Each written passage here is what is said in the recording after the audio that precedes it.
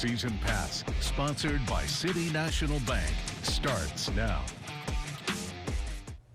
Welcome into Season Pass, episode 23. I can't believe it. I'm your host, Brian Cunningham. The high school basketball regular season in the Concho Valley has officially concluded. The ladies just finished the third and fourth round of the playoffs, while the boys just finished up wrapping up rounds 1 and 2. And we're also going to recap this past week that is Angelo State Athletics before looking ahead at some other sporting news from around the country. Now, normally we start with the Central Lady Cats, but they were eliminated in the playoffs last week, so Arizona kicks us off tonight.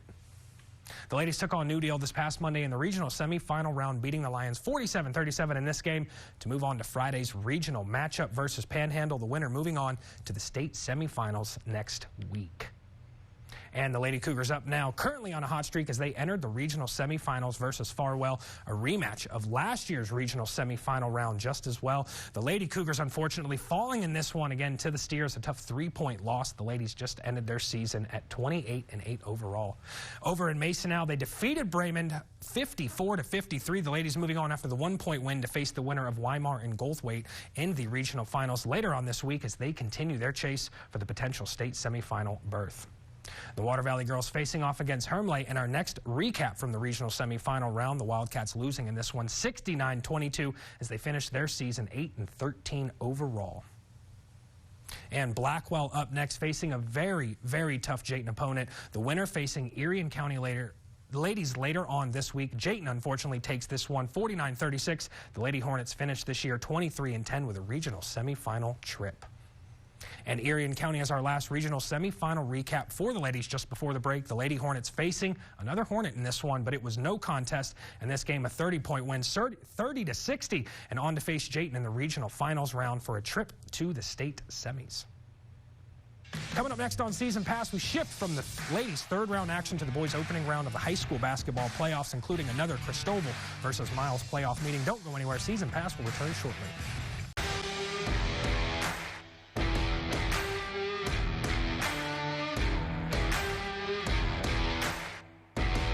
Switching from women's hoops to men's hoops, the Central Bobcats tipped off playoff basketball this week facing El Paso, looking to avenge the Lady Cats who just fell to El Paso just a week ago. Bobcats going into a big game opening up for the playoffs for the boys here in town, but El Paso defeated Central in this one 57-51, a tough 6-point loss. The Bobcats end their season with a final record of 24-11, a tough loss for the Bobcats, but a great season nonetheless under Jeter's first year. And over to the north side now, the Chiefs finished third in district and open up their playoffs against Stephenville, and Lakeview downs the Tigers in this one 77-65. The Chiefs get their first playoff win since 1999 behind a massive team effort. The boys now on to the area round versus Decatur. While boys up now entering the playoffs, third in their district and ready for the first round of action. They drew Blanco in this neutral site game. Final score in this one would be 36-34. The Hawks fall in this contest, a tough loss, but a final record of 18-14 for the boys as their season officially ends. And the Bulldogs up now, Brady to be exact, as they enter the playoffs facing off against Clyde. A dogfight in this one if you must. Final score 47-38 in favor of Clyde. Brady finishes the regular season at 14-10 after a great year. Junction up now as we continue our 2A recap from the opening round of the boys' playoffs. The Eagles faced Falls City in this one, winning 49-43 against the Beavers as the Eagles move on to Friday's area round matchup versus Agua Dulce. And the Cougars and Bulldogs meeting at Central this past Tuesday to open up their playoffs just like the ladies did the week before. We take you second quarter action. Miles leads this one. Cooper Ellison sends it to Ethan James, 13 for 3. In this one, James with 12 points and 3 blocks in the first half. And hey, here's one of those blocks right here from James, denying the shot. Cougars still lead 27-23.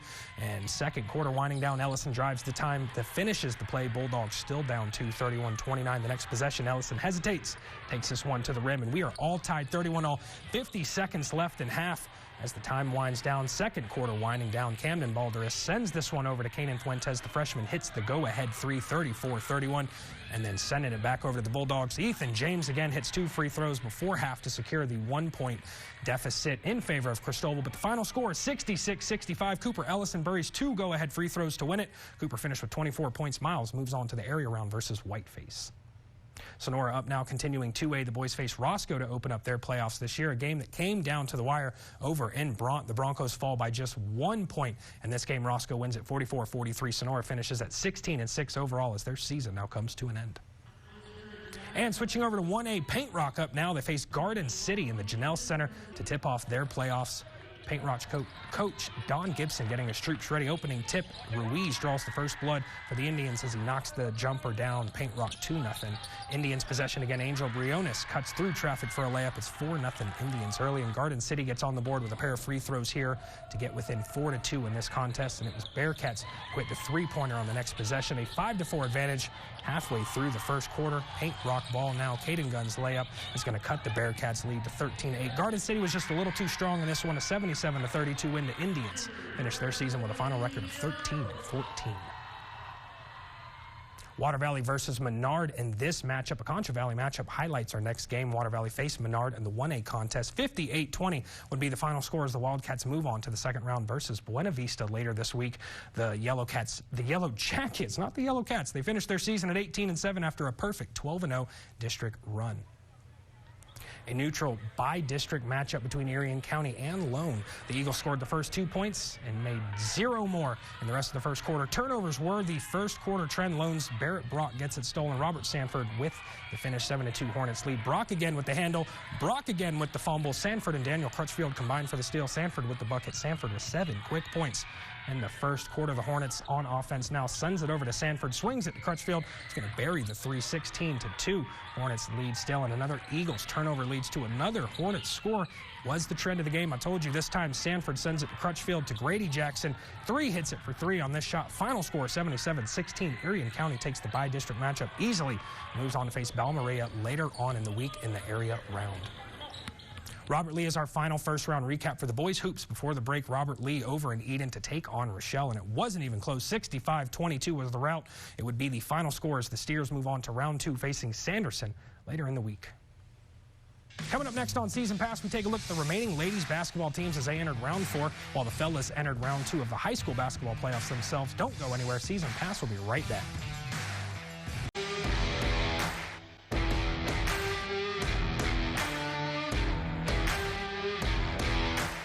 23 teams entered the season. Only 2 more teams remain out of all the ladies in the Concho Valley. Mason and Ozona entered round 4 to conclude their weeks. Ozona tipping off round 4 on Thursday night. But unfortunately, Ozona falls in this one, 62-32. The Lady Lions had a tough matchup versus the number 2 Panhandle team as their season ends with a final record of 30-8. And then there was one. The Mason ladies playing Friday night for round 4. The Punchers faced off against Gulfweight, a big-time matchup. Final score in this one, 54-48. Punchers finished the season 26-13 overall. A great year for the ladies, and that concludes the high school basketball season for all the ladies in the Concho Valley. 23 teams for the boys as well. A dozen entered the playoffs. 6 remain entering round 2. Let's start with Lakeview, fresh off their first playoff win in just 26 years earlier this week.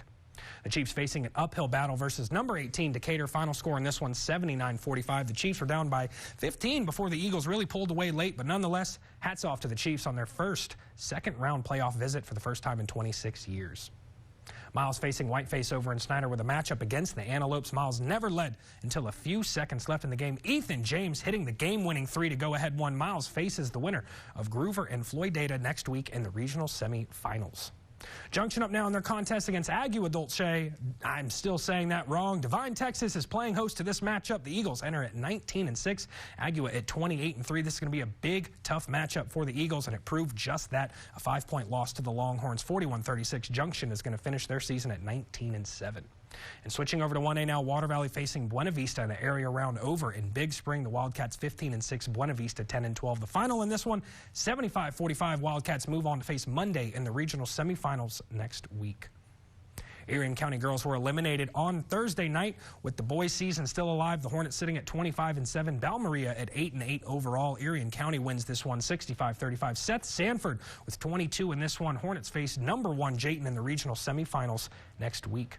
In our last Class 1A area round matchup, Robert Lee took on Sanderson, and it was not even close again. Final score 60-29, a back-to-back 30-point win for Robert Lee as they move on to the regional semifinals next week versus Benjamin as one of the final 4 boys teams left remaining. And coming up next on Season Pass, our very own Griff McClellan joins us again this week to recap everything Angelo State athletics. Don't go anywhere. Season Pass is going to be right back.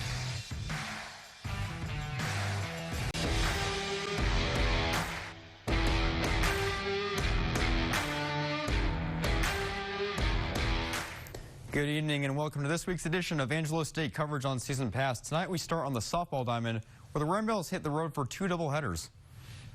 First up, a doubleheader on Saturday against Texas Women's. After that, the #1 team in the country, UT Tyler ASU, entered the week with a 13-1 record led by several key players, including ace pitcher Cheyenne Floyd, who has thrown 2 no-hitters this season already. And Leilana Applin leads the team with 5 home runs. The Rambles are rolling so far this season, but head coach Travis Scott knows this is the ladies' first true road test. Well, huge test this weekend, no doubt. Texas Women's is a much better team. They're 7-1 right now. They looked really good in Conroe at the beginning of the year. Got to watch them, and they looked really good. I think they went 4-0 that weekend, had a huge win over Mesa.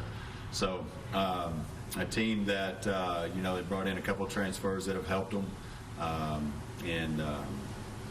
They struggled just a little bit offensively this past weekend, but they'll be at home. It'll be their home opener, and again, it's our first true road test. We'll be. Game 1, the 5th-ranked Rambles cruise. Paris Brunesti steals home to put ASU up 1-0 in the first inning. ASU scores in all but 1 inning, including a 5-run 6th. Final score 10-0, called in 6 innings due to the run rule.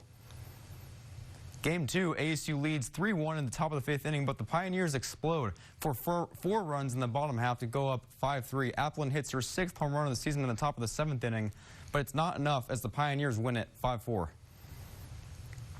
The Rambles conclude their road trip on Monday, taking on #1 UT Tyler, who is undefeated at 15-0 this season. Game 1 starts at 2 p.m. and Game 2 follows at 4. To the baseball diamond now, the Rams begin a 4-game series in Edmond, Oklahoma, taking on the Oklahoma Christian Eagles.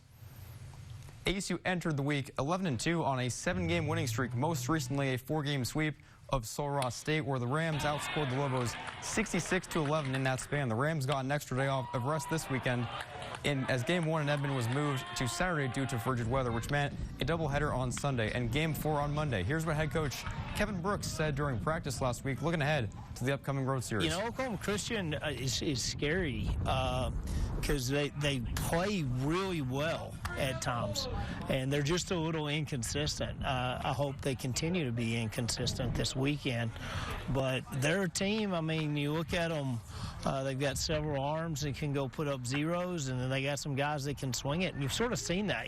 They'll score 16, get shut out. And so they've just been inconsistent. So they're always a really scary team. Game 1 of this series goes to ASU. Justin Harris, Weston Velasek, and Lane Hutchinson each homer. Velasek goes 4 for 4 at the plate, 10-8 the final score. The Rams also take care of business in Game 1 of this afternoon's doubleheader, Game 2 of the series, final score 5-2. Chase Penley goes 2 for 3 at the plate, driving in 2 RBIs. The Eagles commit 3 errors, 2 of which turned into scoring plays for the Rams. Now Game 2 of the doubleheader, Game 3 of the weekend, also goes to the Rams. This time a lower scoring affair, though, 2-0. Velasek again hits a 2 RBI double in the top of the first inning, and that's all ASU needs for the win. And lastly, Game 4 begins Monday afternoon, so tomorrow at 1, the Rams look for the sweep. Rambles Hoops embarked on its final home stretch of the 2025 season starting Thursday as ASU looked to end a 4-game losing streak. After going 0-4 in its last road trip, the Rambles returned to their home court, but their schedule did not get any easier, going up against top 10 opponents in back-to-back games, starting with the #1 team in the country, Texas Women's, followed by #6, UT Tyler. Despite the losing streak, ASU had a phenomenal showing against Midwestern State the previous Saturday, as Kanaya Williams set an LSC single-game record, 15 blocks, and the team set a record with 20 overall. Head coach Alicia Ellis detailed her team's focus in practice heading into a pretty difficult schedule. If you look at all of our losses, post players have been going off on us. And so we've really got to focus this week in practice on how to guard that. But not only that, again, and I sound like I'm repetitive here, but it's the rotation out of that defense that we have to get better at. And it's not the first pass, it's the second pass. Taking a look now at Thursday's game, fourth quarter we go, under 2:30 to go in this one. ASU ball down big, trailing 67-45. That 3 is good by Maddie Stevens, but it was all Pioneers, especially in the second half. The Rambles did lead by 6 in the first quarter, but the Pioneers closed the first half on a 7-0 scoring run and never looked back, leading by as many as 22. ASU falls short in this one, 69-51, but despite the loss, Maddie Stevens makes history, becoming the Rambles' all-time rebounds leader with 1,083 in her career. Congrats, Maddie. ASU hopes to bounce back Saturday versus UT Tyler, which, let's take a look. Saturday, the Ram Bells hosting the Patriots. Things didn't go ASU's way though early on, trailing by as many as 18 and 17 at halftime. But things began to change in the fourth quarter. Bells closing the gap. Magic Escobar misses from deep, but Kanaya Williams is there for the putback. She had a double-double, 17 points, 12 rebounds. A few possessions later, Maddie Stevens sends it to Addie Burns, who drives baseline, finishes, gets the and one. She makes the ensuing free throw as well as 63-60. The Ram Bells inching closer, come the deficit to 3. The Ram Bells' incredible comeback effort falls short, though. Final score 70-63. Now, despite their 6th consecutive loss, ASU is now 7-6 in LSC play, tied with UT Permian Basin. These two teams currently hold the final 2 playoff spots in the LSC and are set to face off Thursday in the regular season finale. The Rams also began a difficult schedule this past week, starting by welcoming the number 5 team in Division II basketball, Dallas Baptist. The Rams took one of 4 games in its last road trip prior, a 3-point win over West Texas A&M, but the area that cost ASU its previous 2 games at that point was 3-point shooting. The Rams shot a combined 2 for 33 from beyond the arc in that span. Head coach Vinay Patel discussed adjustments ahead of the week ahead of Thursday's matchup versus a DBU team stacked with experience. They've got a lot of upperclassmen that have been in that program for a long time, and so those guys have really adapted to that system and playing really well. And for us, it's just going to be maturity. How do we handle those situations when they're trapping us, when they're pressing us? Are we making the pass we need to make? Are we going to attack when we're supposed to attack? And those are going to be the questions that we got to get answered this week in practice to have a chance on Thursday. All right, Thursday's game, the Rams back in town getting ready for the number 5 team, Dallas Baptist Patriots. First half, no score. Kendrick Delahousse swings it quickly to his left, finds Cade Evans for 3. That's good. Rams draw first blood, 3-0. Less than a minute later, ASU gets it back. Kendrick tosses to SGC, and he lobs it to an open man. That's DJ Freeman breaking free for the easy layup. Make that 5-0. 9 seconds later, ASU going the other way in the blink of an eye. Evans drives to the rim again. Goaltending is called on DBU. Rams up a touchdown, 7-0.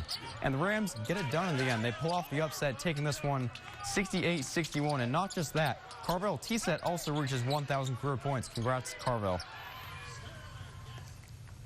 Jumping ahead, Saturday, the seniors celebrating Senior Day. ASU hoping to capitalize on some senior night energy, pick things up in the second half. Carvel T-Set at the elbow, puts the defender on skates. Ooh, draws oohs and ahs from the crowd there. Filthy crossover move, but misses the jumper. Almost a highlight reel moment, if you ask me. A few possessions later, Delahousse drives and finishes with the left. Rams up 49-21. Cruising. Final score on this one, 76-62. Rams win on senior night and back at home for the regular season finale Thursday versus UTPB in a pretty fascinating matchup. Both teams are deadlocked at 7-6, competing for the final playoff spot in the Lone Star Conference. ASU tennis hit the road again this weekend, this time in Arkadelphia, Arkansas, looking to stay undefeated. And the Ram Bells do just that, winning 5-2 over Ouachita Baptist on Friday. And ASU back at it again Saturday, sweeping Arkansas Tech this time 4-0. The number 3 ranked doubles team of Avery Durham and Eva Schwartz won their match 6-0, setting the tone early. ASU improves to 7-0, staying undefeated in 2025. Coming up next on Season Pass, the Four Nations Face-Off became a huge success in its first year, redefining the true meaning of a sports rivalry. Don't go anywhere. Season Pass will be back after the break.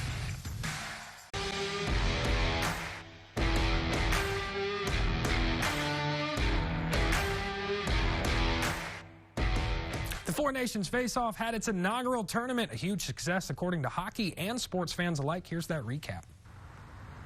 Well, the energy in this town was electric. This became the hottest ticket to get.